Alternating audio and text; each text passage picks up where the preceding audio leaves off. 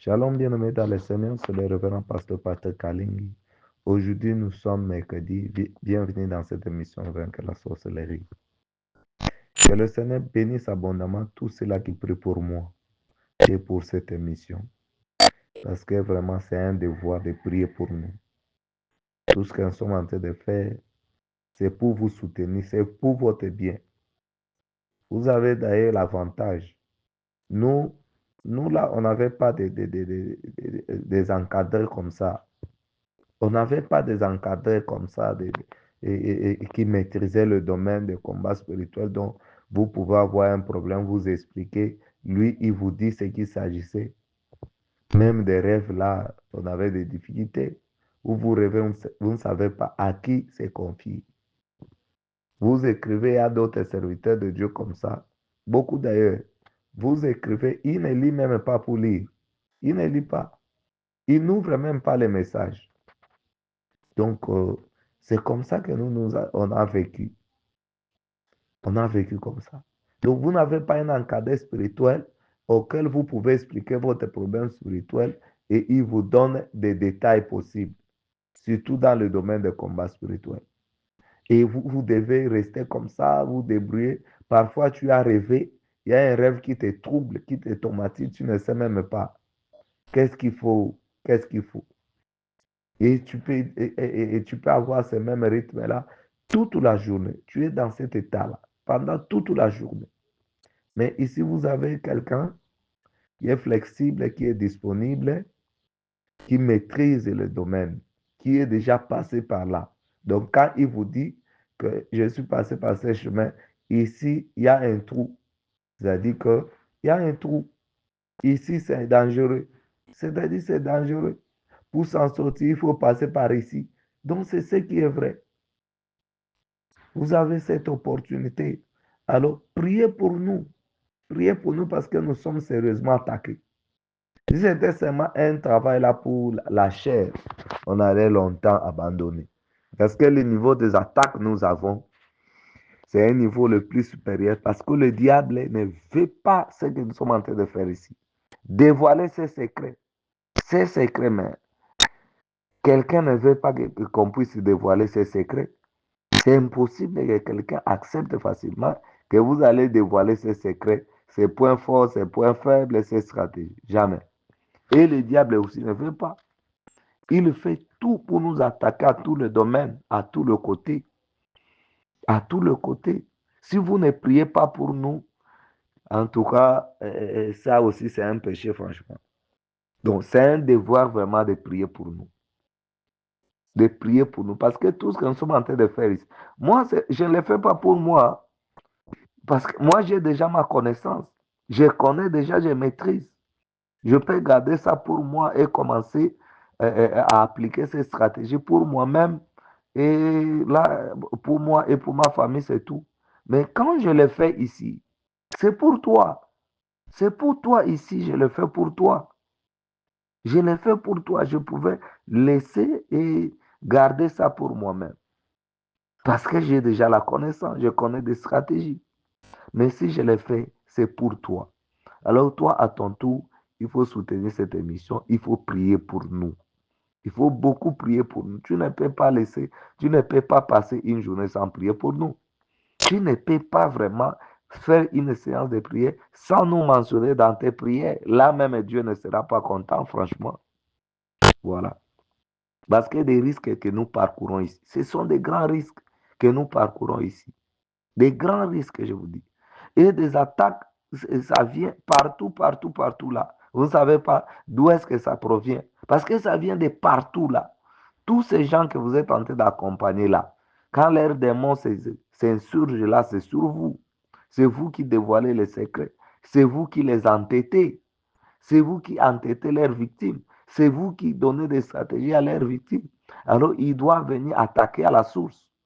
Voilà.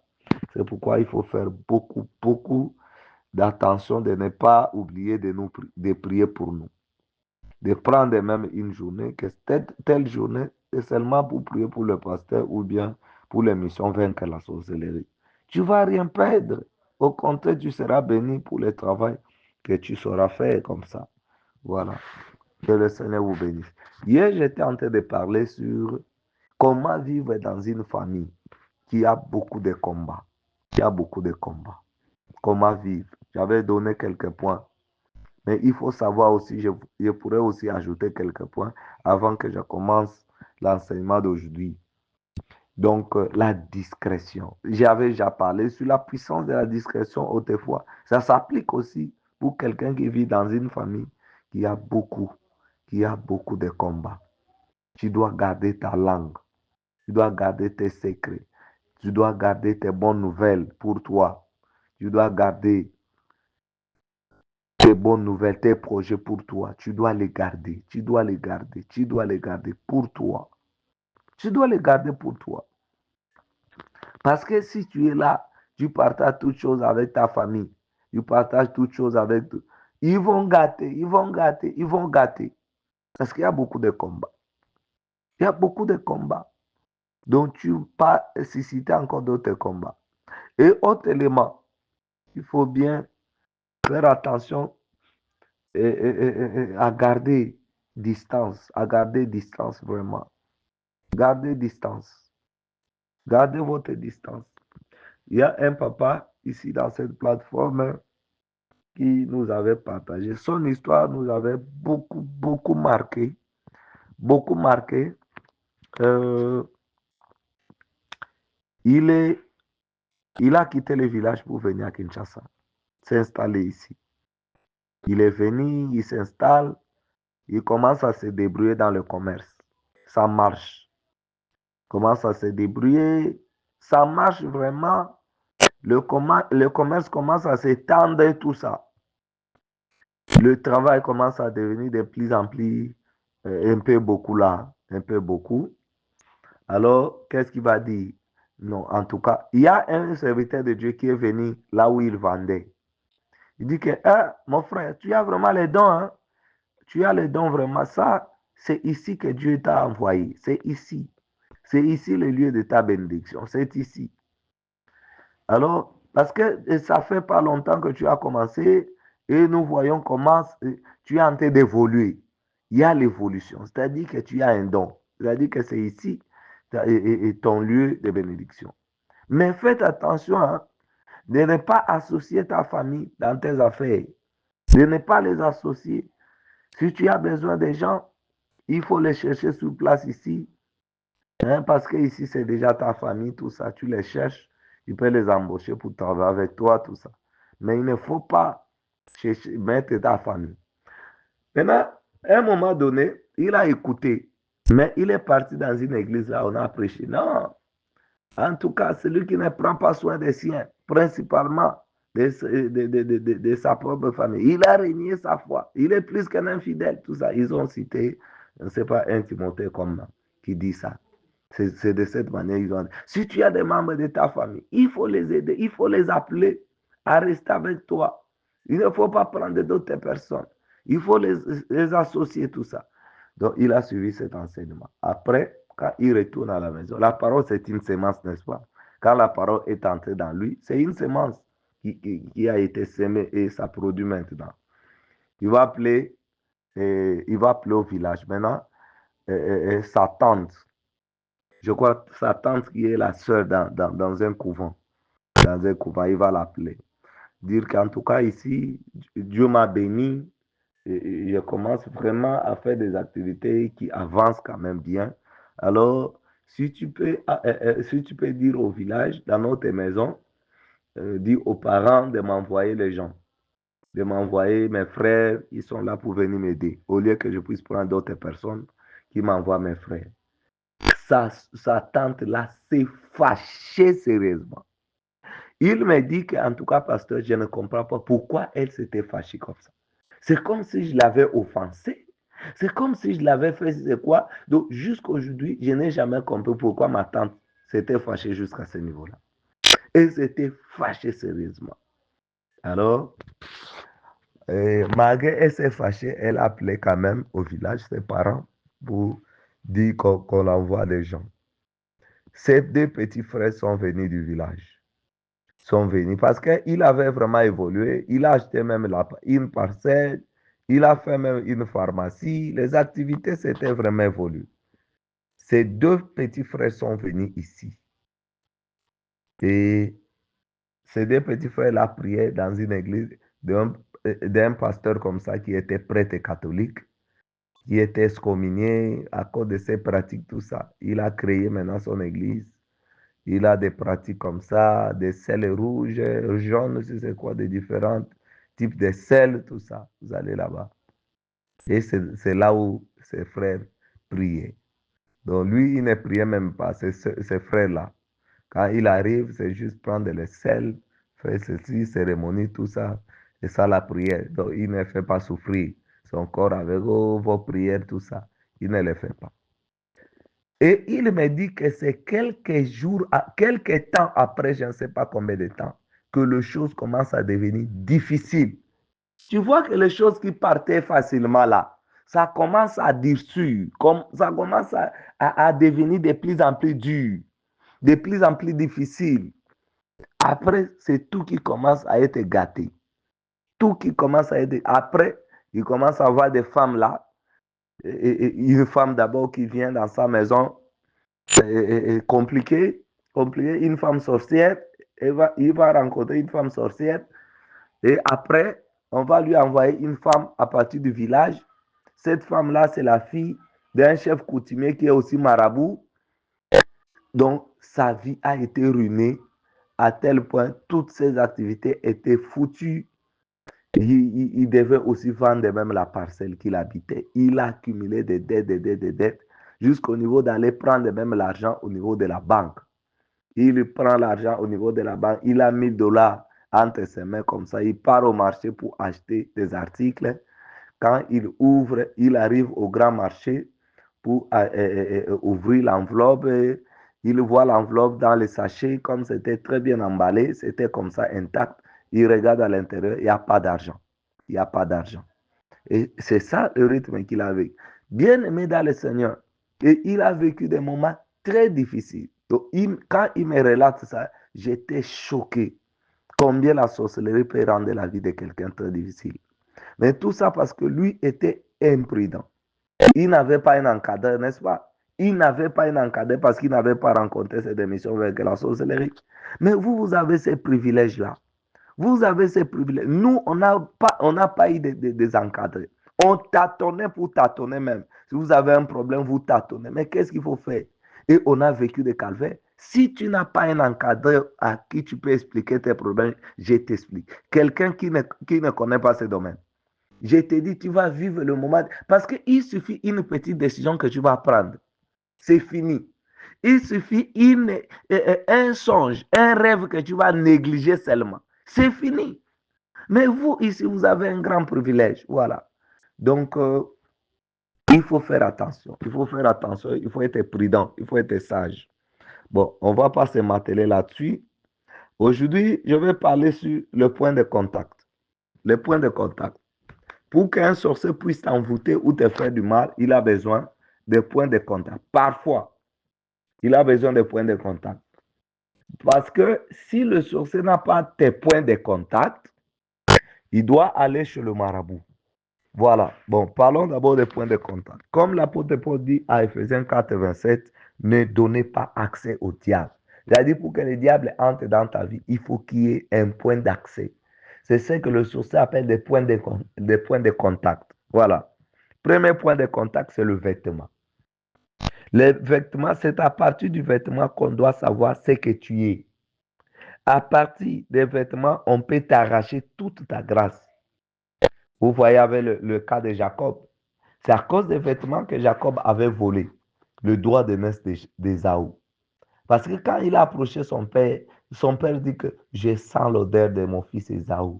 Malgré la voix, c'est de Jacob. Mais je sens l'odeur de mon fils Ésaü. C'est à cause de ces vêtements qu'il avait portés.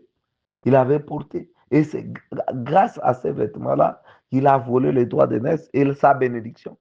Il a volé la bénédiction, je vous dis la bénédiction d'Ésaü. Les vêtements à la sueur. Et la sueur, c'est dans le sang, n'est-ce pas? La sueur vient des sangs. Et l'âme est dans le sang. Vous voyez? Donc, votre vêtement porte vos sueurs. Et les sueurs proviennent des sangs. de votre âme et c'est dans le sang selon la Bible. Voilà. Alors, si quelqu'un veut te faire du mal, il peut voler ton habit. Il peut te demander ton habit. Soit il peut te voler ton habit.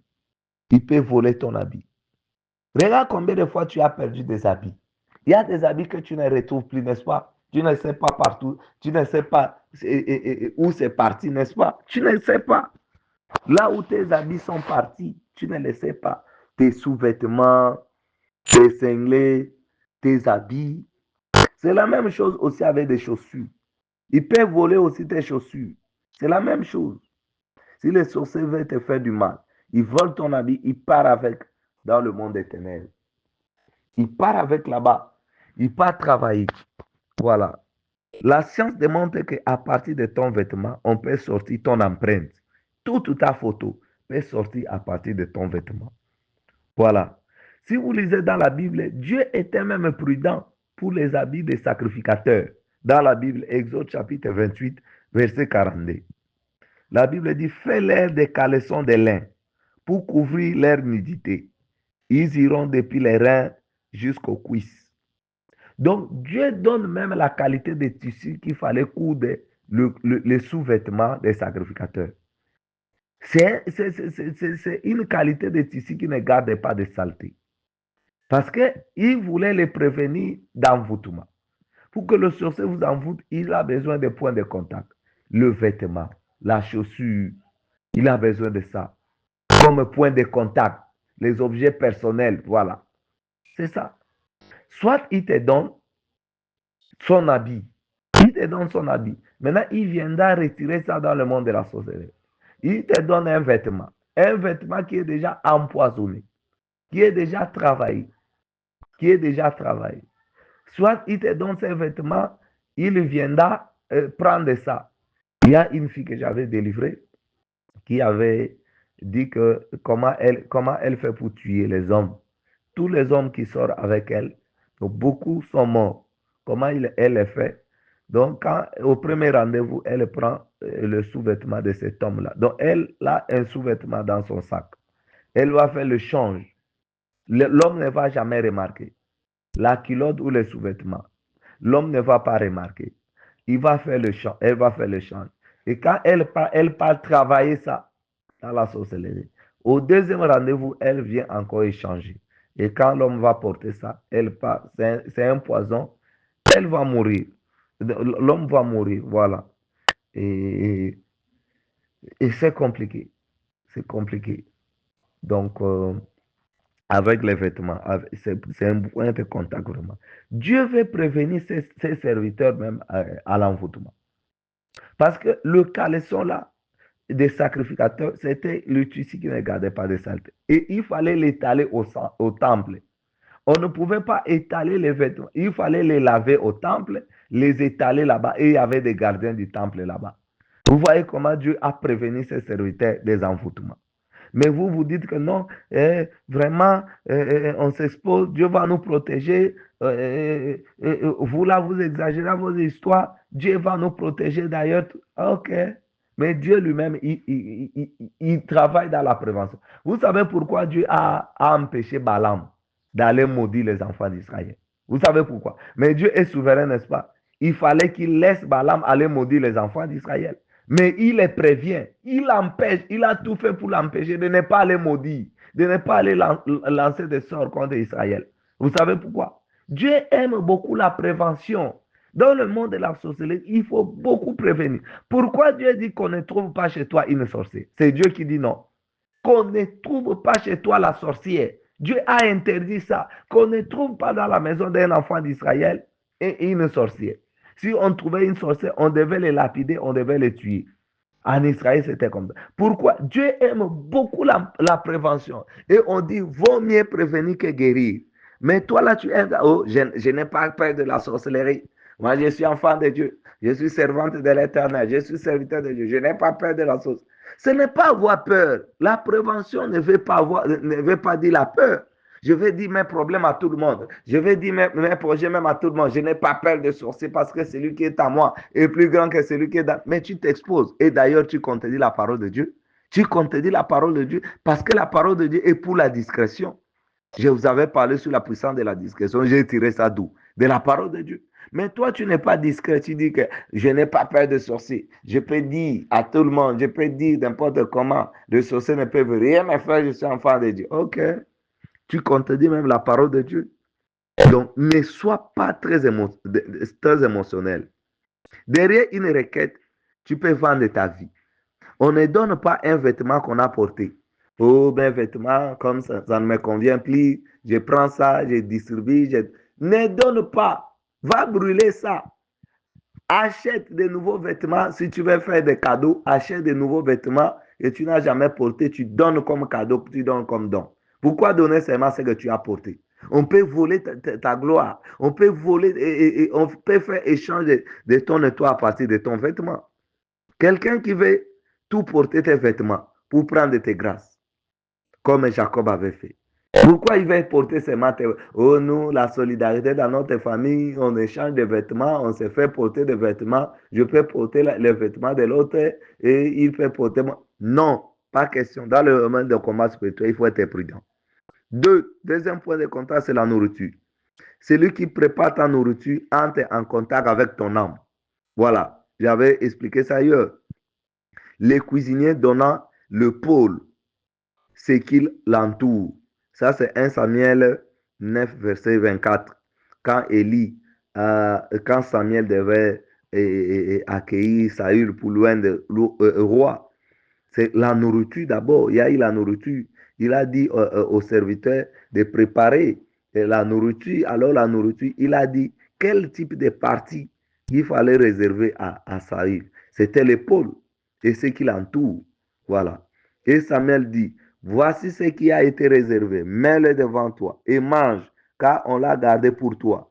Lorsque je conviais le peuple, ainsi Saül mangea avec Samuel ce jour-là. Voilà. La nourriture, c'est un point de contact. Dans les cultures anciennes, la cuisse était souvent considérée comme une pièce de choix réservée aux invités de marque ou aux occasions significatives. Et quand je fais souvent des aveux de sorciers, je les demande, toi tu es reine ou bien tu es jarois? Oh oui. Ah ok. Donc vous ne savez pas. Moi, toutes les questions que je pose aux sorciers là, je connais, je maîtrise pourquoi je pose cette question. Parce que je sais quand il est déjà roi, je lui demande, tu manges quelle partie? Quand il me ment, je sais. Je sais déjà que ce qu'il m'a dit, il m'a menti. Parce que le sorcier aime beaucoup mentir, même lors des aveux. Et surtout s'il ne veut pas la délivrance. Tout ce qu'il va te dire, il va te dribbler pour qu'il ne puisse pas obtenir la délivrance. Donc, et il devient des rois, des reines parce qu'ils ont toujours des grands parts. Il va manger la cuisse quand ils ont tué quelqu'un dans leur confrérie. On va la porter une part. C'est pourquoi ils aiment être le roi ou la reine des confréries. Donc, ils tuent beaucoup de gens pour monter des grades de reine ou de roi. Voilà. Pour manger. Pour manger seulement la chair humaine et la partie qui a beaucoup de viande. Donc, c'est compliqué vraiment. Les nounous sont beaucoup utilisés pour détruire ta grâce. Voilà. Qui te fait manger, bien-aimé? Qui prépare pour toi à manger? Voilà. Alors, celui qui prépare pour toi à manger a le pouvoir sur ta vie. Voilà. Il peut voler ta grâce, il peut t'empoisonner, il peut changer ton étoile, il peut entrer en contact avec ton âme. Voilà. Troisième point de contact, c'est l'argent. L'argent donné ou l'argent reçu. Voilà. Ce n'est pas tout le monde qu'on donne l'argent. Hein. Ce n'est pas tout le monde qu'on donne l'argent. L'argent, ce n'est pas l'argent que tu vois là. L'argent, c'est ton énergie. Quand tu vois l'argent là que tu vois, l'argent des papiers là, l'argent, c'est ton énergie. L'argent, c'est tes finances. Voilà. Même 100 francs, même 1000 francs, c'est tes finances. Ça représente toutes tes finances, même ce que tu n'as jamais gagné. Même ce que tu n'as jamais gagné. Voilà. Ce n'est pas tout le monde qui donne l'argent. Il suffit d'avoir ton argent, même un petit billet là, il se connecte avec ton argent, avec tes finances, pour détruire tes finances. Voilà. Les histoires de tontines. On ne fait pas les tontines avec n'importe qui. Tu fais les tontines d'argent avec qui? Hein? Parce qu'il va aspirer. Dès que ça tombe dans ses mains, Hmm? Donc, dès que ça tombe dans ces mains-là, il va aspirer. Et ça sera à chaque fois que l'argent tombe dans tes mains, c'est lui qui prend ça. C'est lui qui prend ça. Le monde ici que vous voyez, le monde est bizarre. Hein? Le tontine là, le ristourne que vous faites là, il ne faut pas faire avec n'importe qui. Quand tu fais le ristourne avec un sorcier, avec des sorciers, peut-être que tout le monde est sorcier sauf toi. Dans votre équipe de ristourne là, de tontines, tout le monde est sorcier sauf toi. Maintenant, à chaque fois que tu vas gagner, les enfants vont tomber malades. Les enfants vont tomber malades. Tu vas avoir des problèmes. Tu verras que tout argent que tu as eu dans les tontines là, c'est parti. C'est parti comme ça là. Parce que tu le fais avec des sorciers. Qui touche ton argent? Celui qui touche ton argent est en contact directement avec ton énergie, avec tes finances. Voilà. C'est pourquoi il faut faire beaucoup d'attention. Beaucoup d'attention. Le monde ici, c'est bizarre. C'est pourquoi Jésus a dit, malheur à la terre et à la mer, car le diable est descendu, rempli de fureur. Ça, c'est en Apocalypse. Jean voit une voix qui a malheur à la terre et à la mer. La mer, ce sont des esprits des eaux, n'est-ce pas? C'est le monde le plus difficile dans le combat spirituel. C'est le monde de la sorcellerie et le monde des eaux. Le monde de la sorcellerie et le monde des eaux. Ce sont là le monde les plus difficiles dans le combat spirituel. Très compliqué, je vous dis, très compliqué. Et c'est pourquoi la Bible dit malheur à la terre et malheur aux eaux, à la mer. Voilà. Jésus appelle le diable le prince de ce monde. Donnez souvent l'argent par transfert. Transférez vos argents. Si vous voulez donner l'argent à quelqu'un comme ça, il faut beaucoup prier. Je me souviens une ménagère comme ça qui commençait à nous compliquer tout ça. On doit lui payer son argent pour qu'elle quitte le travail. Je priais à cet argent à la maison. Je priais. Quand je suis venu pour lui donner cet argent, elle a refusé. Et elle a dit à la personne qui était venue avec elle qu'elle ne touche pas cet argent parce qu'on a mis des paroles dans cet argent-là. Il faut que cet argent puisse aller d'abord auprès de leur pasteur. Le pasteur là, ce sont des églises là, des Mpevalongo, des histoires. Hein. Quand je vous dis que ce sont des sorciers, vous vous doutez. Vous vous doutez. Moi, je dis des choses que je connais. Mais vous vous doutez ce que vous ne connaissez pas. C'est ça le problème. Moi, quand je dis des choses, ce sont des choses que je connais. Mais vous, parfois, vous doutez, vous utilisez votre intelligence, des choses que vous ne maîtrisez pas. Voilà. Donc, il fallait d'abord que cet argent puisse dormir auprès de leur pasteur comme ça, et tout ça, parce que cet argent, on a mis des paroles en ça. Quel type de paroles? Il y a aussi une bailleuse comme ça, là où on louait l'église.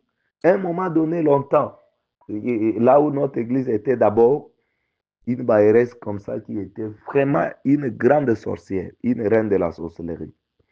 Alors, à un moment donné, quand on commence à les payer même l'argent comme ça de loyer, elle ne veut pas, elle se cache à la maison, elle dit qu'on puisse dire qu'elle n'est pas là. Imaginez quelqu'un arrive même au niveau de fouiller l'argent. Donc, elle a peur même de l'argent. Elle ne veut pas de l'argent. Donc, c'est compliqué. Il faut savoir que l'argent là, Dieu aime beaucoup la prévention. Voilà. Parce que le combat de la sorcellerie, dès que c'est déjà gâté, dès qu'on a gâté, dès qu'on a gâté, je vous dis qu'il faut beaucoup travailler pour les récupérer. Tu vas faire même des nuits de prière. Parfois, pendant des mois, tu fais 21 nuits. Tu répètes encore deuxième fois. Tu fais ceci, cela.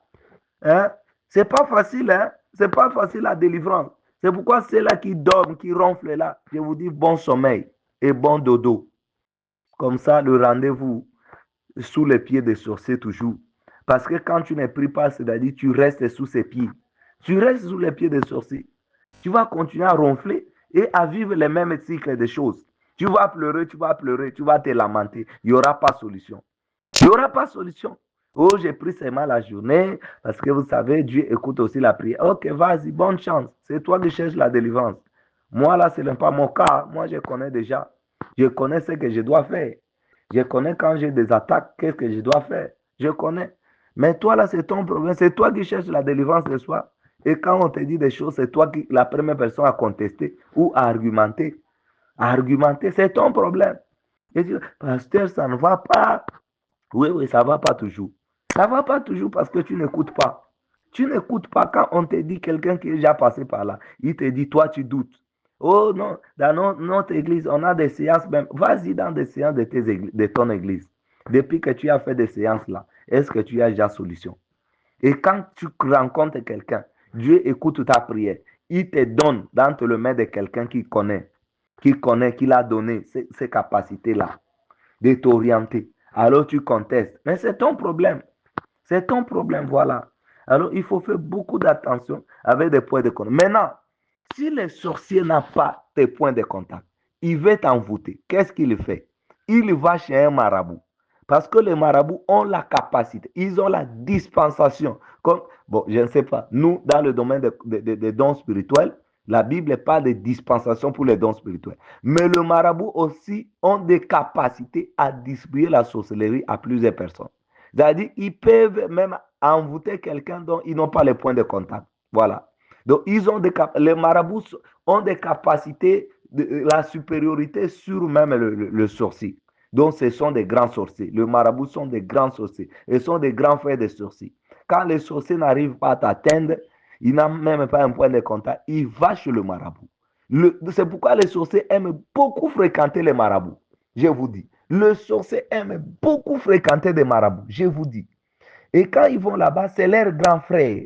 Ce sont des grands sorciers parce que le sorcier, le marabout peut donner la sorcellerie à plusieurs personnes. Donc, ils ont cette capacité. Vous voyez, comme dans la Bible, hein, il y a certains dons qui sont transmis même par l'imposition des mains. Et comme l'apôtre Paul dit que je préfère venir chez vous pour vous faire part de certains dons. Donc, faire part de certains dons, c'est par imposition des mains. C'est pourquoi il dit à Timothée, ne néglige pas les dons qui t'avaient été donnés par imposition des mains. Voilà. Donc, il y a certaines grâces qu'on peut les transmettre par imposition des mains.